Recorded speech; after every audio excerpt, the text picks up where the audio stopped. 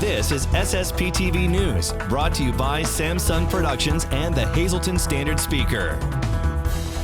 Survivors of COVID-19 can help others fighting the virus. We'll tell you about the Red Cross's call for convalescent plasma next. Welcome and thank you so much for your time. I'm Ken Carr with your local information from SSPTV and the Hazleton Standard Speaker. The American Red Cross is experiencing an emergency shortage of convalescent plasma that helps those with COVID-19. The Red Cross says they have seen the need for the plasma more than double over the last month, with COVID-19 cases increasing in the United States. The group says the treatment can be life-saving for COVID-19 patients. The Red Cross is looking for those who have recovered from COVID-19 to donate. You could sign up to donate at redcrossblood.org/plasma for COVID. That's the number 4. Those who donate between August 1st and September 3rd will receive a $5 Amazon gift card. Since April, the Red Cross has distributed over 20,000 convalescent plasma products across the nation, and that includes 3,500 in Pennsylvania and New Jersey. The State Department of Conservation and Natural Resources is taking steps to help with overcrowding at Beltsville State Park in Carbon County. Some of the measures involve bringing in staff from other state parks and increasing the presence of state and local law enforcement on weekends and holidays. Electric signs will also be posted on the Pennsylvania Turnpike to let people know if the park is closed or near capacity. The state says visitors can help keep the park open and safe by only parking in designated areas, disposing of trash properly, swimming in designated areas only, and wearing a mask in restrooms, buildings, and outdoors if you can't be 6 feet away from others. You can learn more at dcnr.pa.gov. If your driver's license is about to expire here in Pennsylvania, you may have more time to renew it. The Pennsylvania Department of Transportation is extending the deadline to renew driver's licenses, photo ID cards, and learner's permits that are set to expire from March 16, 2020 to August 31st of 2020. The new deadline to renew for those dates is August 31st. In other PennDOT news, last week they announced that they are offering a non-binary gender option on driver's licenses and photo ID cards. A gender designation change is free and has to be completed in person at a PennDOT driver's license center. The Lehigh Valley Health Network Hazleton continues to help out the community in different ways during the pandemic. For National Give Something Back Day on July 15th, they held a food drive. A release says they held the drive to thank the community that has been so supportive to them. Donations were given to food pantries at Catholic Social Services and the Commission on Economic Opportunity, both in Hazleton, and the Mountaintop Food Pantry at St. Paul's Lutheran Church. MMI Prep's Marcus Danchinson is going to play baseball at Lehigh University at the NCAA Division I level. The Prepper's rising senior pitcher plans on studying computer science there. According to Standard Speaker Sports editor Dave Seaman, Danchinson had a 2.79 ERA during his sophomore season and batted .360. Last season was canceled due to the coronavirus pandemic. Read more about Danchinson and his career in Dave Seaman's article at standardspeaker.com. This week's in-depth sports feature, coming up in just a little bit, is so packed I actually had to move part of it to the news portion of our program. In this clip, you'll hear part of my interview with 2012 Olympian Shante McMillan. McMillan participated in the heptathlon at the 2012 Games as a member of Team USA. The heptathlon is a 2-day competition that includes several events like hurdles, high jump, shot put, sprints, and more.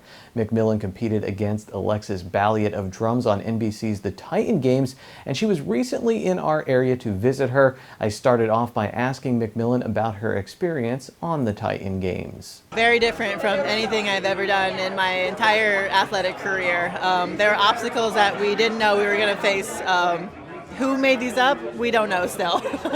But none of us could prepare for any of them. So for me, I didn't change any of my training. I just stuck to my javelin program that my coach had gave me. And I was like, all right, if I'm ready, I'm ready. So that was it. And yeah, like I said, I'm never going to do anything like this again. And from here on out, it's still track and field. The friendships you made, were you impressed? Were you surprised like you're hanging out here in a small town in Pennsylvania? Yes. By far, Lexi was top person that I loved from the games, and I was very sad that we had to compete against each other and one of us had to go home the first week of filming. So yes, like we were saying on the way here, it's like who would have thought that we would be hanging out 4 months later after filming this show? Like I don't think I've ever done that with a group of people like this in my life before. So what are you doing with your career now? I'm training just for javelin now. I did go to 2012 Olympics for the heptathlon, so just javelin has been quite the change. At first I was very confused on like my program being so small. Like every single day I was like, is that all you want me to do? Are you sure, coach? He's like, yeah, you have Saturday off too. I'm like, oh, whoa. So it's been really different, but at the same time I'm learning so much about javelin. Like just a few weeks ago I learned something new, and that's how javelin is. It's so small details with technique and angles, and it's fun. I can admit now that I love track and field and everything behind it. We have a lot of talented young women who are javelin throwers here. We had a few state champions. What would you tell them? There's a lot of them coming up. What would you tell them who are working? Maybe want to get to where you're at one. I think just have fun always, for sure, and stay in it. It's really hard, challenging technically, but when it gets hard, like feel it out and go back to what you know from the get-go, like what works for you, and then build up from there again. And that's what you have to do every time it gets hard. Time now for weather on SSPTV News. It's looking like a nice work week. Here's our forecast from the National Weather Service. Tonight is mostly clear with a low of 69 degrees. We do have a hazardous weather outlook for Tuesday. We may see storms with strong winds and hail, 60% chance of precipitation, increasing clouds with a high of 83.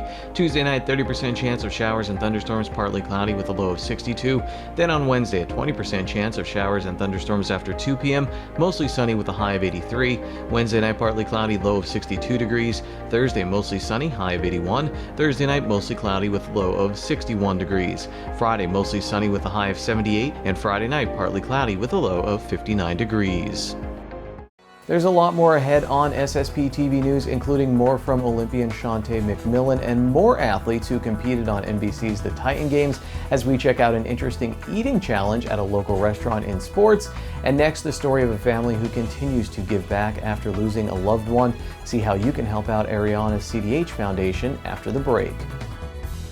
The Berwick Concert Series presents Mariah Farley and Rosa Ostrowski. Ostrowski performed many times in our area, including several shows at the Laurel Mall. She's a junior at Columbia Montour Votech, and Farley is currently at Belmont University in Nashville studying music business. The performance is free on Thursday, July 30th at 7 p.m. on the lawn of the Jackson Mansion in Berwick. CDC guidelines will be followed.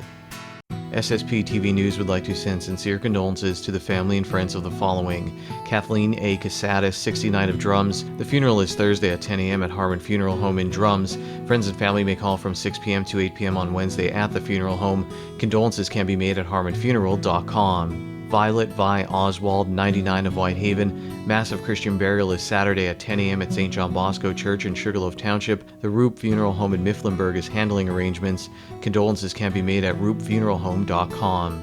Renee A. Searfoss, 53 of Whitehaven. Services are private. The McHugh-Wilczek Funeral Home in Freeland is assisting the family. And Margaret Stibler, 88, formerly of McAdoo. Services are private. The Stanley E. Anilowski Funeral Home in McAdoo is handling arrangements. The social news is brought to you by Harmon Funeral Homes and Crematory. For information, call 570-788-0977 or go to harmonfuneral.com.